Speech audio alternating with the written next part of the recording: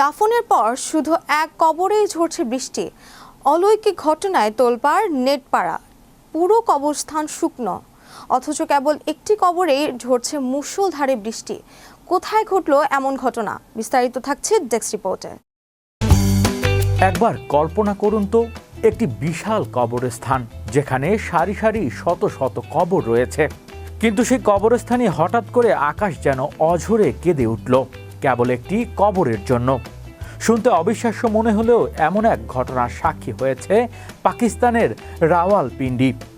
আর এই ব্যতিক্রমী দৃশ্য দেখে বিস্মিত হয়েছেন অনেক প্রত্যক্ষদর্শী। মূলত এই ঘটনাটি ঘটে রাওয়ালপিন্ডির ধোক গুজরান কবরস্থানে। এপ্রিল মাসের শেষের দিকে সেখানে একটি দাপন সম্পূর্ণ হওয়ার পরপরই দেখা যায় একটি নির্দিষ্ট কবরের উপর মুষলধারে বৃষ্টি পড়ছে, অথচ আশেপাশের অন্য কোনো কবর কিংবা সেখানে উপস্থিত মানুষের গায়ে বৃষ্টির কোনো চিহ্নই ছিল না।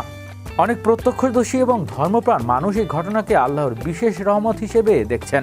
তাদের ভাষায় এটি একটি রহমতের মেঘ, যা শুধুমাত্র একজন মৃত ব্যক্তির জন্য নেমে এসেছে।